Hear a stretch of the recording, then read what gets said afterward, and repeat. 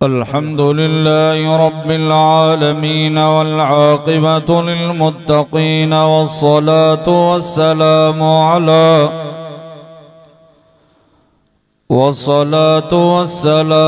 على أشرف الأنبياء والمرسلين.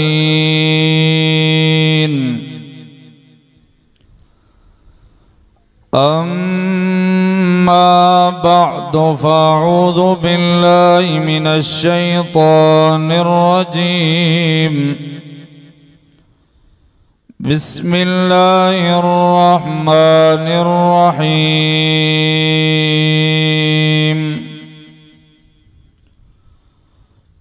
ما كان محمد أبا أحد من رجالكم ولكن رسول الله وخاتم النبيين.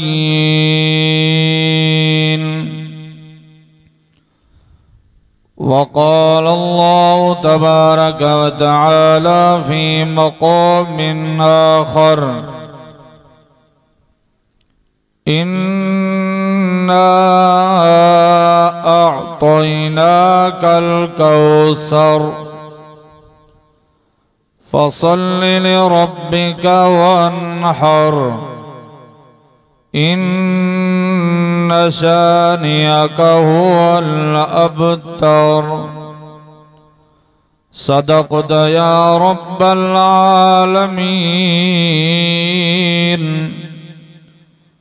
وقال النبي صلى الله عليه وسلم: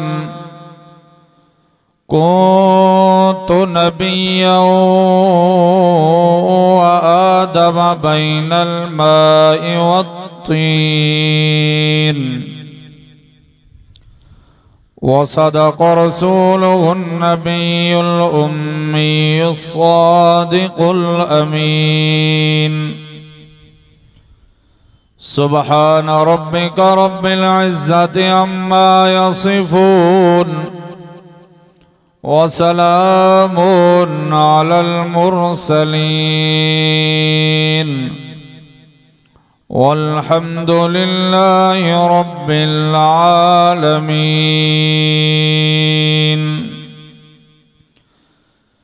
إن الله وملائكته يصلون على النبي يا أيها الذين آمنوا صلوا عليه وسلموا تسلیما. سبھی ساتھی با آواز بلند مدینے جے سائیں تے درود پاک. اللهم صل على سيدنا محمد النبي الأمي وعلى آله وأصحابه وآل بيته أجمعين عدد خلقك ورضا نفسك وزنة عرشك ومداد كلماتك وعدد كل معلوم لك دائما أبدا أبدا. جان دوستان درود پڑھوا تھوڑا تھوڑا ویجا چی اچو. جترو قرآن نے ویجو تھیندو اترو رب جی رحمت اواں جے ویجو تھیندی. سائیں مولانا امیر حمزہ اسٹیج تے اچو. ماشاءاللہ ادب جی تقاضا یہ ہے اسٹیج تے اچو سائیں.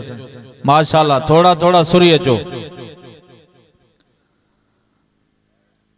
اگر جنت میں جانے کا ارادہ ہو تمامی کا تو گلے میں ڈال لو توق محمد کی غلامی کا. جس چمن میں میرے محبوب جا کے زلفاں کھولیاں ले चली बाद सबा खुशबू की भर भर झोलियां। डाढ़िया चो सुभान अल्लाह। ओ साईं आखिर में नौजवान सर्दी उनके डाढ़ी आ माशाल्लाह। या तो दुरूद न पढ़ो ताई दुरूद पढ़ी अगते अचो माशाल्लाह। मुंह देख लिया आईने में पर दाग न देखा सीने में। जी ऐसा लगाया जीने में पर मरने को मुसलमान भूल गए। वो अर्श के चिराग हैं मैं उनके कदमों की धूल हूँ। आए जिंदगी गवार हो मैं गुलाम रसूल हूँ। मुझा मोहतरम दोस्तों भाइरों ऐं बुजुर्गो आज जो ही अजीम शान बाबरकत प्रोग्राम तहफ़्फ़ुज़ ख़त्म नबूवत बासिलसिला दिस्तार फजीलत जामिया आयशा सिद्दीका राज़ी अल्लाह अन्हा जे अंदर बिरादर मुकर्रम मुजाहिद इस्लाम मौलाना सफ़ीउल्लाह सुमरो साहब जे मेहनत ऐं जफ़ाकशी सां आज जो ही प्रोग्राम ज़ौक़ व शौक़ सां इनेक़ाद पज़ीर है जैमें तवां असीं शरीक आहियूं। अल्लाह रब्बुल इज़्ज़त को दुआ है त रब साईं तवां असांजो अचण वेहण ॿुधण आलमन जो ॿुधाइण पंहिंजी बारगाह मुक़द्दस में मक़बूल व मंजूर फरमाए। सब चो आमीन। इंतहाई रहमत ऐं बरकत वारी महफ़िल है। आज सुबह का वठी करे इन मदरसे जे अंदर अल्लाह पाक जे कुरान पाक जो वाइज़ नातूं ऐं नारे तकबीर जो सदाऊं ऐं इंशाअल्लाह शाम तक उलमा ईंदा ऐं तवां असां ज़ियारतूं भी कंदासीं ऐं उन्हनि जा बयानात भी ॿुधंदासीं। कहिड़ा कहिड़ा हुजे के आख़िर ताईं वेहंदो माशाअल्लाह। अल्लाह पाक सभिनी जो अचण वेहण कबूल फरमाए। पंहिंजा घर छॾे कमकार छॾे धंधा छॾे अज खालिसतन अल्लाह साईं जो कुरान मदीने जे साईं जो शान ॿुधण आया हो। तवां जो हे अज ॾींहुं अजायो नाहे सजायो आ। मुर्शिद अली शेर जली फाते खैबर शेर बबर हजरत अलीउल मुर्तजा फरमायो ला यशक़ा जलीसुहु। कुरान पाक जी कचहरी में अचण वारो बदनसीब नाहे वडे नसीबन वारो आ वडे भागन वारो आ। इंजे करे मुर्शिद अली एड़ियों कुरान जो कचारियों गोलींदो हो जंहिंजे बारे में मदीने जे साईं फरमायो अना मदीनतुल इल्म व अलीयुन बाबुहा। मां इल्म जो शहर आया मुंहिंजो अली उन जो दरवाजो आ। चओ न सुभान अल्लाह। उन जो माइन गेट आ। इंजे करे सोने अलीअ जो इल्म सां प्यार हो। जाते इल्म जी दीन जी कचारी उते हजरत अली नजर इंदो हो। ये सब सोने अलीअ जा आशिक हन पैरोकार हन जो जाते कुरान जो जलसो पंहिंजा कमकार छॾे सारी जिंदगी जे ॾींहनि खां अॼु वारो ॾींहुं जेको तव्हां कुरान जे लाइ कढी आया हो पर नसीबन वारा हो। जगह भी बरकत वारी आ मदरसो जाते जलसो आ। वरी सामो अल्लाह जो घर मस्जिद आ। वरी महीनो भी शाबानुल मुअज़्ज़म जो। चो सुभान अल्लाह। जडे मदीने जे साईं जी जिंदगी में रजब जो महीनो बीहंदो हो साईं अल्लाह जी दरबार में नबूवत वारा हथड़ा खणंदा हो। अल्लाहुम्मा बारिक लना फी रजब व शाबान व बल्लिगना इला रमजान। ए अल्लाह असां के रजब जो बरकतूं नसीब फरमा असां जे शाबान में बरकतूं फरमा। अल्लाह असां के रमजान जे तमाम रहमतुन बरकतुन सादतुन ताईं पहुंचा। चओ न सुभान अल्लाह। असां त वरी रमजान जेतिरो वेझो एतिरो परेशान नौजवान चंगा भला साईं गर्मियूं हन पर अल्लाह पाक हाणे साईं मौसम बहार करे छॾी आ। अल्लाह फरमायो मोमिनो घबरायो ना जी हाणे तवा कोयटा लगी पईया इं रमजान में भी तवा के हवाऊं इं थदड़ी थदड़ी हीर लगदी मुझा रोजेदार सुकून भी करन मुझे कुरान जो तिलावतों इबादतों भी करन। चो सुभान अल्लाह। चो इंशाअल्लाह रमजान जी तैयारी कंदा से। ये अज जो जलसो रमजान जी तैयारी जो भी जलसो आ, इस्तकबाल रमजान जो भी जलसो आ।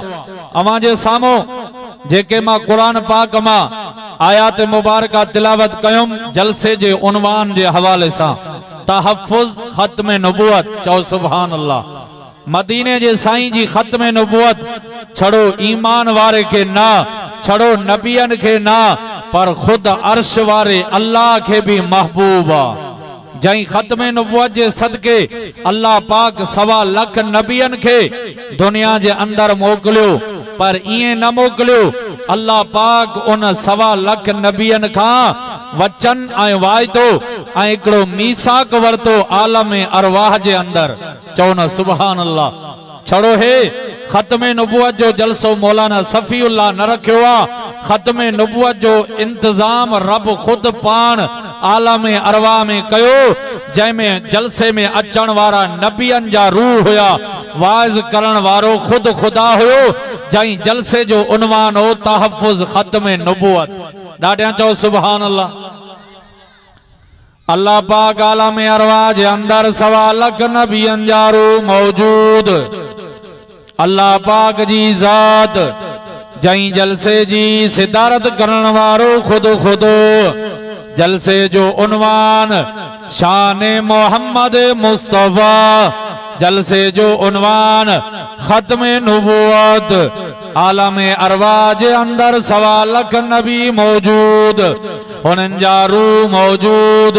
अल्लाह पाक मदीने जे मीर आमिना जे लाल महबूब जुल जलाल जो ओ उन नबियन के पांजे रसूलन के ओ पैगंबरन के शान मुदाए दो।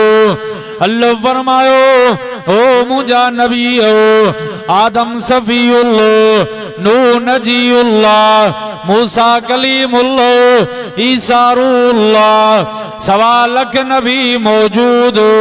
अल्लाह फरमायो मुझा नबी ओ दुनिया जे अंदर तवां के मां नबुवत भी ॾींदो मां, रिसालत भी ॾींदो मां, तवां के जुदो जुदो किताब ॾींदो मां।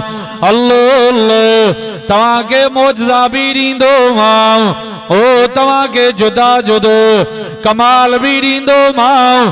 पर हिकड़ो मूंसां वाइदो कयो, हिकड़ो मूंसां इकरार कयो, हिकड़ो हथ मथे करे मुझे साम्हूं ऐलान कयो। अल्लाह केड़ो ऐलान आ मुझा नबीओ, जंहिंजे सदके मां तव्हां खे नुबुवत ॾींदो मां, जंहिंजे सदके मां तव्हां खे ओ कई नबी के इलाके जो नबी बणाए, कंहिंखे वस्ती जो नबी बणाए, ओ कंहिंखे वहण जो नबी बणाए। एडो शान वारो नुबुवत जो ताज बणाए करे पारोए करे मोकिली दो ओ मां पंहिंजे महबूब कायनात जे सरदोर ओ नबियन जे पगदार नबी मिठे मोहम्मद करीम आमिना जे लाल ओ जंहिंजो नालो अर्श दे अहमद फर्श दे मोहम्मद चढ़ो ते ना पर सभनी किताबन में अल्लज़ी इस्मुहु मक्तूबुन फित तौरात वल इंजील। चओ ना सुभान अल्लाह, डाडिया डाडिया चओ सुभान अल्लाह।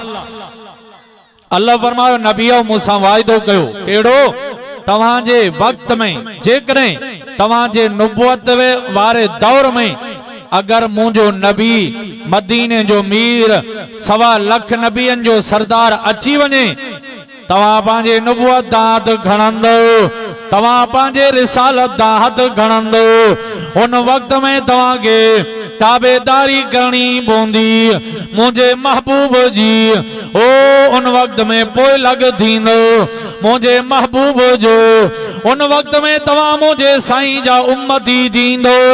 अल्लाह पाक इहो वाइदो वरतो उन्हनि जो कालू अक़ररना अल्लाह सां इक़रार कयोसीं। अल्लाह फरमायो फशहदू फशहदू व अना मअकुम मिनश शाहिदीन। ॾाढा नथा चओ सुभान अल्लाह। हे मदीने जे साईं जे खत्म नबुवत जो ऐलान खुद अल्लाह पान करे तो, पर 1.25 लाख नबी मौजूद हन। उन्हनि मन्यो इकरार कयो या अल्लाह जेकॾहिं असांजो महबूब मदीने जो साईं असांजे ज़माने में उनजी नुबुवत ज़ाहिर थी त असां नबी न सॾाईंदासीं, असां उन आख़िरी नबीअ जो उम्मती सॾाईंदासीं। ॾाढा चओ सुभान अल्लाह। इनजे करे हज़रत मूसा अलैहिस्सलाम दुआ तो करे मुंहिंजा रब करीम माके नबी न बनाए हा, अल्लाह माके पंहिंजे आखिरी नबी मदीने जे साईं जो उम्मती बनाए हा। घोटकी जा मुसलमानो ओ मौलाना सफीउल्लाह जे जलसे में अचण वारो वॾा खुश नसीब आयो, वॾा नसीबन वारा हो। अल्लाह अहिड़े नबीअ जो उम्मती बनायो दई, शान वारे नबी जो अल्लाह आखिरी नबी जो उम्मती बनायो दई, जंहिंजे करे अल्लाह तुझे मथो ओ जंहिंजी ख़त्म नुबुवत जे सदके अल्लाह वॾा थोरा करे छॾिया दई, अल्लाह वॾा इनाम कयो दई। 27 रजबुल मुरज्जब जी रात उन मदीने जे साईं जे सदके मिली।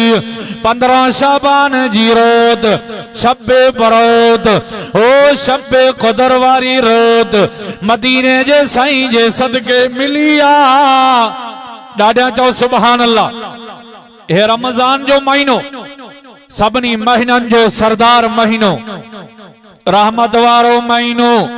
अॻियनि उम्मतुनि खे न मिलियो, उन्हनि खे रोज़ा मिलिया पर रमज़ान न मिलियो। उन्हनि खे किताब मिलिया पर तव्हां असांखे किताबनि जो सरदार क़ुरान मजीद मिलियो। उन्हनि खे शहर मिलियो, तव्हां असांखे शहरनि जा सरदार मक्को मदीनो मिलियो। ओ मदीने जे साईं जे सदके अल्लाह तुझे मथो वॾा इनाम करे छॾियो अथई।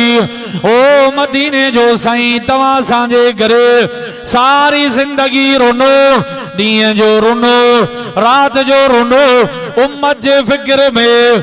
अम्मा आयशा तय्यबा ताहिर आतिको ज़ाहिद उम्मातुल मोमिनीन फरमाए थी, रात जो मुझो महबूब मूसां गॾु बिस्तरे में आराम में अल्लाह अल्लाह मदीने जो साईं अध रात जो थी करे पंहिंजे बिस्तरे ता मुसल्ले दे निमाज़ शुरू कयूं। अॼु मुसलमान हो असां सॾायूं उन उम्मती उन नबीअ जा उम्मती आशिक़े रसूल, पर असां को निमाज़ वई, असां को मस्जिद विसरी वई।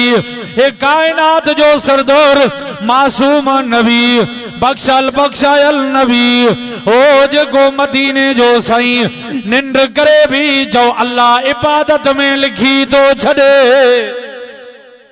मां समझा तो थकी पियो चो सुभान अल्लाह। जेको साईं निंड करे इबादत आ, तव्हां सां निंड कयूं वुज़ू भॼी पए, तव्हां सां निंड कयूं अलाए काथे जो काथे ख्याल, तव्हां सां निंड कयूं camel Karachi camel Dubai camel काथे, पर मदीने जो साईं आराम करे दिल जो ताल्लुक अल्लाह सां गंढियल आ। ता सुभान अल्लाह न ता क्यों खोड़ो साहब ता को जरूर रड़ियूं कराइंदो, इनजे करे ॾाढा चओ सुभान अल्लाह। हा हा उलमा ईंदा तव्हां जो ईमान ताज़ो थींदो, हिन क़ुरान ॿुधण सां दिल जी कट लही वेंदी। मदीने जो साईं मुसल्ले ते भी करे सर सजदे में रखी करे ॾाढो रोइनि था। अम्मा आयशा फरमाई थी मां पंहिंजे महबूब जे वेझो थियमि, आसड़े आसड़े बांबड़ो बोए ॾिसां मुंहिंजो महबूब काॾे वियो, मुंहिंजो साईं ओ अध रात जो काॾे थी वियो। ॾिसां जो साईं मुसल्ले ते सर सजदे में रखी करे डाडो रोइन दो। अम्मा आयशा फरमाए जी मां आसड़े आसड़े पांजे साईं जे वेझो वयुम ॾिसां मुंहिंजो साईं कंहिंजे लाइ रोए दो अहल बैत जे लाइ ना ना ना पांजे नस जे लाइ ना ना ना मदीने जो साईं पांजी ज़ुबान मुबारक में यो आवाज यो दाऊं करंदो अल्लाहुम्मा गफिर ले उम्मती अल्लाहुम्मा गफिर ले उम्मती। अल्लाह मांजी उम्मत जी परत दई अल्लाह मांजी उम्मत दे रहम कजो अल्लाह मांजी उम्मत दे पत्थरन जो मीन वसाई जाए अल्लाह मांजी उम्मत जा चेहरा न मटाई जाए। अग्या नबी कौमुन न मनियो बदुआऊं कयूं उन्हनि कौमुन जा चेहरो के बांदर थी विया के भोला थी वियो अल्लाह के दाऊं करे ओ जमीन में दबजी विया घोटकी वारो तव्हां सां बचा पियाऊं मदीने जे साईं जी दुआन जे सदके। हाँ उन शान वारे नबी जो दाऊं थई मेहरबानियूं थई वो तव्हां असांजे लाइ घणो कुछ करे वियो पर असां कुछ न कयो आ। असां आशिक सडायूं था दावा कयूं था लेकिन मदीने जो साईं आखिर ताईं इन उम्मत जे लाइ घुरदा विया अल्लाह मांजी उम्मत जी पारत थई मांजी उम्मत जा चेहरा न मटाई जाए अल्लाह हिन के हिके दफे जमीन में दब जाए ना हे बचा पियाऊं हर गुनाह असां में हर ऐब असां में मथे का वठी पेरन ताईं भरिया पिया हो पर बचा पिया हो अल्लाह जे रहमत जे सदके मदीने जी साईं जी दुआन जे सदके। चओ सुभान अल्लाह। मुंह देख लिया आईने में पर दाग न देखा सीने में जी ऐसा लगाया जीने में पर मरने को मुसलमान भूल गए। असां आईने में पांजो चेहरो ॾिसी करे पांजा ऐब खत्म कयासे पर यार कदे सीने में पांजा दोग न ॾिठासे फिलानो हेड़ो फिलानो हेड़ो फिलानो हेड़ो ना ना ना ॿियनि जा ऐब न ॾिसजांइ ॿियनि जूं ग़लतियूं न कढ ओ पांजे सीने में झातियूं पोइ पांजे नफ्स को हिसाब वठी करे यार मौक़ो थो अचे 15 शाबान जी रोत अचण वारी अथई ओ जंहिंमें अल्लाह जी रहमत जी बरसात ॾाढी बख़्शिश वारी रोत अल्लाह जी रहमत ओ दुनिया वारे आसमान ते लही करे सड कंदी हो अल्लाह आए कोई गुनाहगार हल मिन मुस्तगफिरन अस्तगफिरुल्लाह आए कोई डोहन जो डोहारी आए कोई गुनाहगार ओ 50 साल गुनाह में गुजरी वयस मथे का ठीक करे पेरन तई गुनाह गुनो अज अचे 15 शाबान जी रोत मां रब जो दरवाजो खोलियल मां अल्लाह जे दरवाजे ते माफी वठण तो जो कम ओ गुनाह बख्शे करे रहमत सा झोलियूं भरे छड़न मां अल्लाह जो कम ॾाढा चओ सुभान अल्लाह। आए कोई बे औलाद मां का औलाद घुरे खजाना मां अल्लाह वठन न्याणियों पुटड़ा मां अल्लाह ॾई छॾांस आए कोई रोज़िक घुरण वारो रोज़ी जे लाइ परेशान छो भोतारन रईसन सरमाए दारन जा चौखट खड़काए थो अल्लाह जे दर ते मोटी आ जंहिंजे खजानन में खोटी नाहे रिज़्क ॾियण वारो केर आ ॿई हथ बुलंद करे चओ अल्लाह रज़ाक अल्लाह जी ज़ात आ। अल्लाह फरमायो अमामियो दाबतिन फिल अर्ज़ इल्ला अल्लाह इल्ला अल्लाह इल्ला अल्लाह रिज़्क़ुहा ॾाढा चओ सुभान अल्लाह। अल्लाह फरमायो जमीन ते चुरण पुरण वारी शाई ओ जेको भी किविल मकोड़ा पखी सभिन के रोज़ी ॾियण वारो केर आ अल्लाह आ। पखिन केड़ी पोखा पोखी दातर तिन खेड़ींदो आ ॾाढा चओ सुभान अल्लाह। अबा पखी अन पोखीदा हन हर हलाईंदा हन ना पोखऊं असां रायूं असां पखिन जा वलर अची करे पान भी खादियूं वञनि पर बच्चन जे लाइ भी पखी गुजूं भरियूं वञनि। चओ सुभान अल्लाह। पखिन केड़ी पोखा पोखी दातर थिन खे ॾींदो अन्न ऐं गोश्त सां गुजूं धन जो मालिक पाण भरींदो पखिन केड़ी पोखा पोखी दातर थिन खे ॾींदो अन्न ऐं गोश्त सां गुजूं धन जो मालिक पाण भरींदो अबा पखिन जो यकीन अल्लाह ते असां जो यकीन नाहे। अचो 15 शाबान जी रात पांजे रुठल रब के परचायो मता रुठल रहिजी वने हयाती ते भरवसो नाहे। हाने असां जे उबावड़े जे पासे कबायली तकरार 3 नौजवान लाश एक ही दफे एक घर जा मानू अन्या 2-3 जख्मी ट्रियोनी वरी डेरकी में पिताफिन जो झेड़ो पान में सौट नफसा नफसी आखिरी दौरा मोटी अचो अल्लाह के दरवाजे ते। साईं फरमायो मुंजा साहबियो आखिरी वक्त में आखिरी जमाने में मुझी उम्मत में वाहन घणो थींदो। साहबा चयो मलवानो या रसूल अल्लाह। साईं वाहन चाहे फरमायो तो कत्ल घणो थींदो खूनारे जूं घणियों लाशन जा लाश कूंधर कुसी वेंदा। अज जसो रोजानो अखबार पढ़ो खबरों बुधो को डी खाली ना है जेस तो हिन ए मदीने जे साईं जो उम्मत है भा भा जो दुश्मन सौट सौट जो दुश्मन आ मामूली गाल ते जमीन जे झेड़े ते ओ बनी थे लाश खजी विया। मुझा भारो मोटी अचो लोग लडण ते तू अडण ते साता कहीं समझायो थी लोग लडण ते तू अडण ते साता कहीं समझायो थी ओ फानी दुनिया जे फंद में फांसी छो वक्त अजायो विञायो थी लोग लडण ते मानू वञनी था मोकलायूं अदा खबर न पौंदी हलिया वेंदासे नौजवान थे नाहे नंढे वडे थे नाहे खबर न पौंदी हे दुनिया जो जहान छड़ियों हलिया वेंदासे।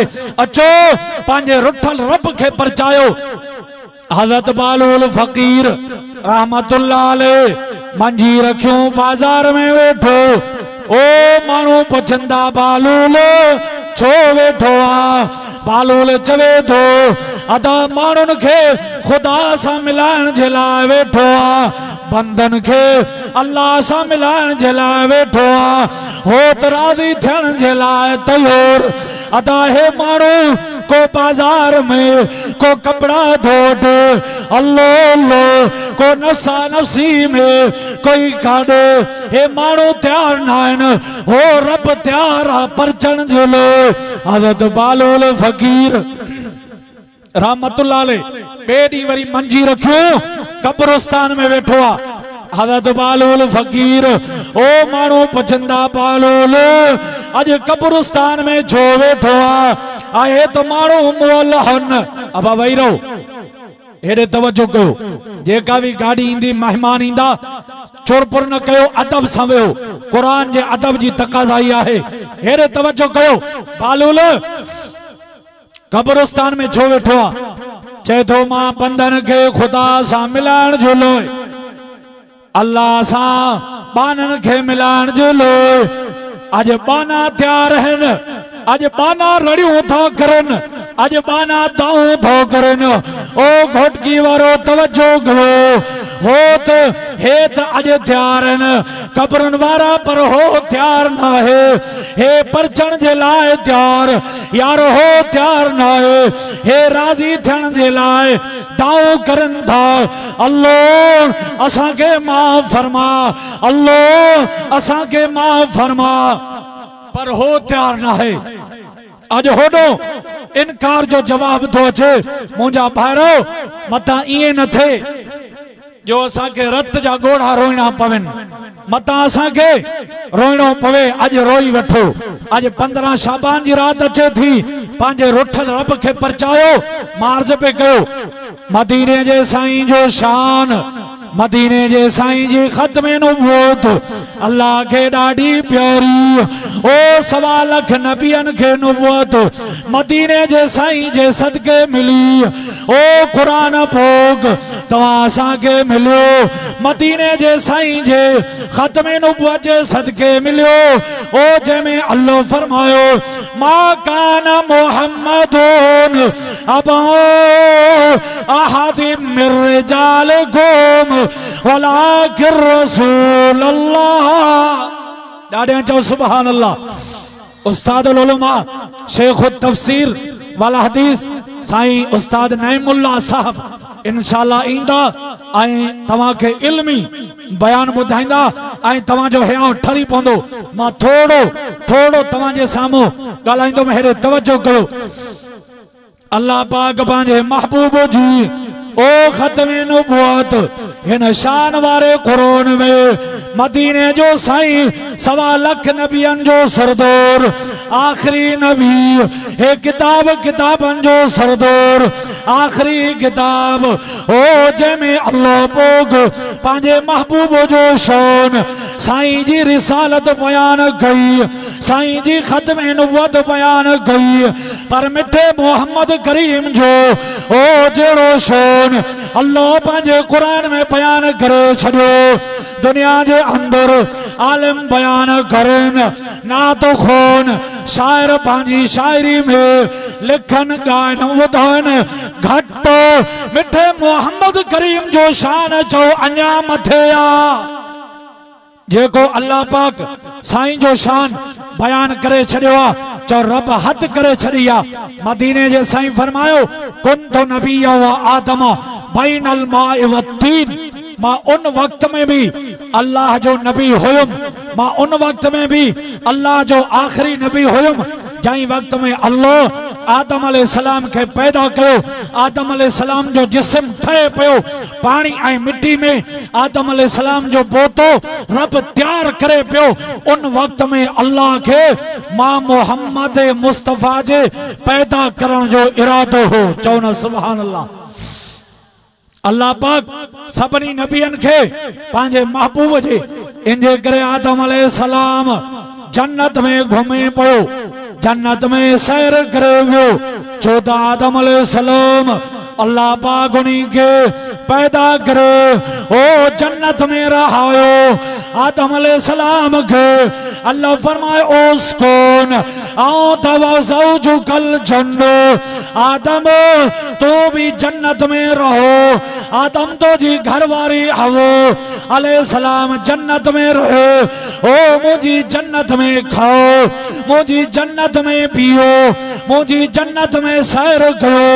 ओ जन्नत में डाडो मजो जाई, जन्नत में सिर सोन जी सिर चांदी जी ओ मुश्क अंबर जो गौरो। अल्लाह अल्लाह आदम अलैहिस्सलाम घुमे तो जन्नत जे वण ते पन ते मदीने जे मीर जो नालो मुबारक अल्लाह साईं जे इस्म सां गॾु मदीने जे साईं जो नालो मुबारक। आदम अलैहिस्सलाम जन्नत जे मैन गेट ते वॾे अखरनि सां लिखियो पियो ला इलाहा इल्लल्लाह मुहम्मदुर रसूलुल्लाह। ॾाढा चओ सुभान अल्लाह। आदम अलैहिस्सलाम हैरान थियो, अल्लाह जन्नत में मां जाते जाते घुमा तो वण थे पन थे दरो दीवार थे, अल्लाह जन्नत जे मेन गेट थे तो जे नाले मुबारक सां गॾु हे उन हस्ती जो नाम नामी इस्म गिरामी लिखियल आ। अल्लाह फरमायो मुंहिंजा आदम तोखे मां पैदा कयो आ, तोखां बाद में जेके नबी ईंदा इन मदीने वारे साईं इन नाले वारे साईं जे सदके। ॾाढा चओ सुभान अल्लाह। आदम अलैहिस्सलाम ओ अम्मा हवा अलैहिस्सलाम उनजी खबी पासरीअ मां हसीनो जमील आदम अलैहिस्सलाम जन्नत में आराम में खबी पासरीअ मां हवा अलैहिस्सलाम पैदा थी। हसीनो जमील औरत आदम अलैहिस्सलाम निहारो।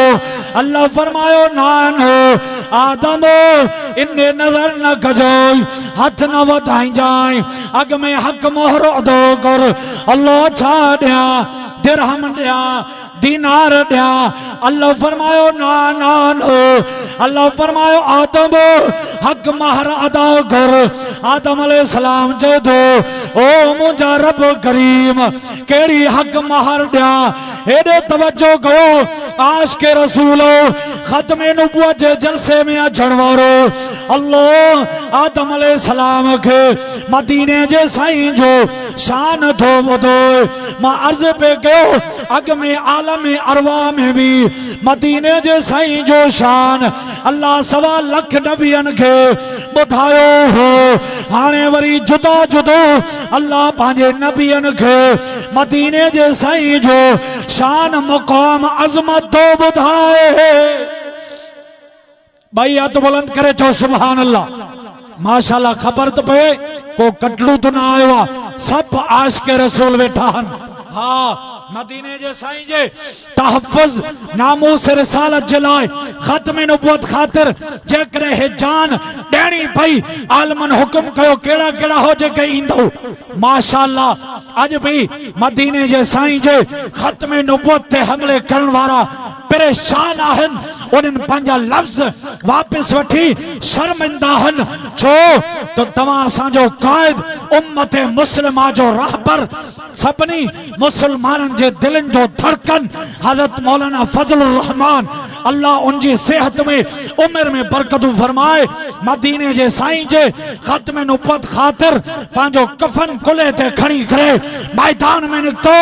ज़ालिमो तव्हां अचो अज हे मुसलमान एक मदीने जे मीर जो आशिक ख़त्म नबुवत जो परवानो तव्हां केतिरियूं जानियूं ख़त्म कंदो। मदीने जे साईं जे तहफ़्फ़ुज़ ख़त्म नबुवत खातिर हे जानियूं कुर्बान करे तव्हां सां मुक़ाबलो। हाँ जैस तो जान में जान है कि मोहम्मद से वफा तूने तो हम तेरे हैं। ये जहां चीज है क्या वो लो कलम भी तेरे हैं। अब आज करें महबूब जे सदके उनकी नामूस खातिर असांजी जान कुछ थी वही खत्म थी वही। अब आप मरणो तो आहे ना केड़ो मानू अजे को चे तो न मरंदो। हर मानू वाणियो शियो खैर मुस्लिम तस्लीम करे तो मरणो आ। पर जेकरे मौत मदीने जे साईं जी मोहब्बत में ख़त्म नबुवत खातिर हे जान हली वने असांजो ईमान हो तो अख बूटी दासे जन्नत जा मलाइक हूरा भी इस्तकबाल कंदियो। चौना सुभान अल्लाह। इंज करे शहीद इस्लाम कायद सिंध फरमाइंदो हो आ मरणो हर कई माण्हू खे आ मरणो हर कई माण्हू खे पर ये न मरंदासी ओ साथी को रंग रचाए वेंदासे को बारण मारे वेंदासे।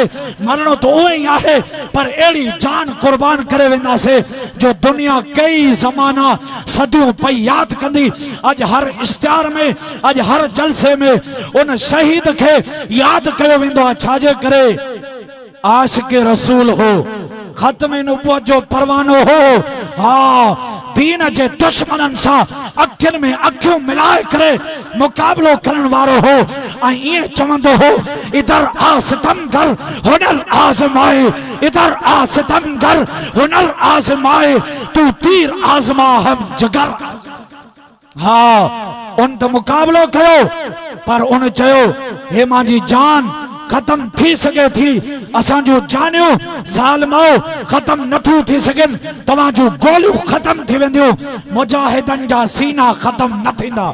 केड़ा केड़ा जेके आलमन जो हुक्म थे लब्बाइक कंदो तो इंशाअल्लाह। हाँ ए एजेंसिन वारा आया हुंदा नोट कंदा तो अज वाकई मौलाना सफीउल्लाह सुमरे जे जलसे में नंढा वड्डा पोड़ा जवान सब ख़त्म नबुवत जा परवाना पांजे सिरन सा रुमाल बधी कफन बधी अज आया हा यो वचन करण तो जेस तोई असा जियरा आयो जेस तोई असा जी सिरी में सा आए तो मदीने जे साईं जे ख़त्म नबुवत जा नारा हणंदा मार्ज पे कयो। आदम अलैहिस्सलाम अल्लाह के अर्ज करे दो ओ मुझा रब करीम जी आदम अल्लाह केड़ी हक मार अदा कया। अल्लाह फरमायो आदम बियो कुछ ना ढे ओ मुझो महबूब नबी आखिर ज़मान पैगंबर मदीने वारे साईं जे मथा दा दफा दुरूद पढ़ंदो वञ ए तो जे लाए मां हवा हलाल करे छड़ी मोय ओ तोखे घरवारी करे ॾिनी मोय। अल्लाह अल्लाह अल्लाह मदीने जे मीर जे शान के मकाम के आदम अलैहिस्सलाम के बुधाए छड़ियो आदम दा दफा दुरूद पढ़ी छड़ तो जी घरवारी थी वेंदी ओ तो जी आलिया थी वेंदी। चो सुभान अल्लाह। असा दुरूद को झलीदा ना आहियूं। दुरूद जेतिरो पढ़ो घटा मदीने जे साईं जो शान अञा मथे आ। चो इंशाअल्लाह असा दुरूद पढ़ंदा रहंदासीं घट में घट आशिक रसूल 100 दफा रोजानो मदीने जे साईं ते दुरूद पढ़े। हदीस में इंदो आ साईं फरमायो जेको दुरूद उम्मती पढ़ंदो आ जाथे भी उन दुरूद के मलाइक खणी हवा को भी तेज सेकंडन में मां मोहम्मद मुस्तफा वट रोजे अतर में पेश कंदा हन। फिलानो फिलाने नाले सा पूरी एड्रेस सा मदीने जो साईं तवा जो दुरूद बुधी करे रोजे में ठरी पौंदो आ अर्श ते अल्लाह राजी थी। चा इंशाअल्लाह दुरूद पढ़ंदा से हज़रत आदम अलैहिस्सलाम जो ओ बचड़ो नौजवान शीश अलैहिस्सलाम डाडो परेशान ओ गमगीन वेठो शीशो आदम अलैहिस्सलाम पुछे तो पुत्र छो परेशान बाबो माके गणती है। आदम अलैहिस्सलाम फरमायो ओ मुंजा बचड़ा घबराए नो बचड़ा मा तोके एकड़ो वजीफो तो बुधाया एकड़ो इलाज तो बुधायो मुंजा शीश बचड़ो घोटकी वारो तवा भी यो वजीफो याद कयो यो याद कयो दिल जे फरे दिल लिखो। आदम अलैहिस्सलाम चवे तो मुंजा बचड़ो जड़े तो के परेशानी अचे ओ जड़े तो के मुसीबत अचे आखिर ज़मान पैगंबर दे दा दफा दुरूद पढ़ंदो कर दा दफा दुरूद पढ़ी छड़ अल्लाह तो जो मुसीबतों खत्म करे छड़ींदो। अल्लाह तो जा गम खत्म करे छड़ींदो। आज हर मानू परेशान आ। साईं अमीर हमजा तावीज़ दियो मसलो हल थे। साईं मौलाना हुसैन अमन दुआ घुरो साईं मां जो मसलो हल थे तो जे दुनिया आखिरत जो छुटकारो दुरूद में आ परेशानी जो हल दुरूद में आ। साईं हाले शरीफ वारा लिखल तवे दुरूद दींदा हन सलाते तुंजीना एतरे पाठे ते लिखल आ जेका भी मुसीबत अचे ताके परेशानी अचे वो दुरूद पढ़ी छड़ अल्लाह बिन जहानन जी परेशानी का बचाईंदो। हाँ असा इन शयुनि वेचाई ना आहियूं छड़ो तावीज़न ते ज़ोर आ। अबा इन्ही शाही में साईं हाले जी वारा फरमाईंदा आहिनि पुट हिन में कुछ न थो हिनी शाही में कुछ न थो असा ताके मुटायूं नथा पर हिन कुरान के जेतिरो पढ़ण में जेतिरो वजीफे दुरूद पढ़ण में फायदो आ एतिरो। अबा इन जी मिसाल दियां हिकिड़ो माण्हू डॉक्टर जेको कंहिंखे दवा ॾे पोइ लिखी ॾींदो आहे न अॻ में दवा ये पर्ची थई ये दवा स्टोर तो वट हाने मरीज छा कंदो उहा पर्ची मड़े गिची में विझी छड़े दवा वठे ना दवा गोरियूं इंजेक्शन वठे ना उहा डॉक्टर वारी पर्ची मड़े गिची में बा में बधी छड़े फायदो थींदो। दवा वठंदो स्टोर ते वेंदो डॉक्टर समझाइंदो सुबह मंझंदि शाम ये दवा खा गोरियूं खा 3 ॾींहंनि खां पोइ माने मोटी आ। हे अल्लाह वारा दरगाहन वारा हे आलिम तोखे चवंदा आहिनि पुट हे वजीफो पढ़ हे कुरान पढ़ हे नमाज पढ़ इंशाअल्लाह तू मोटी ईंदे तो में तब्दीली नजर अची वेंदी। चो इंशाअल्लाह पढ़ंदासीं असा पढ़ण का चट्टी आ छड़ो तावीज़न ते ज़ोर आ। साईं अमीर हमजो नाराज न थे अल्लाह साईं को दुआ है अल्लाह साईं बिरन जी जहानन जी अमल जी तौफीक अता फरमाए। अक़ूलु क़ौली हाज़ा वमा अलैना।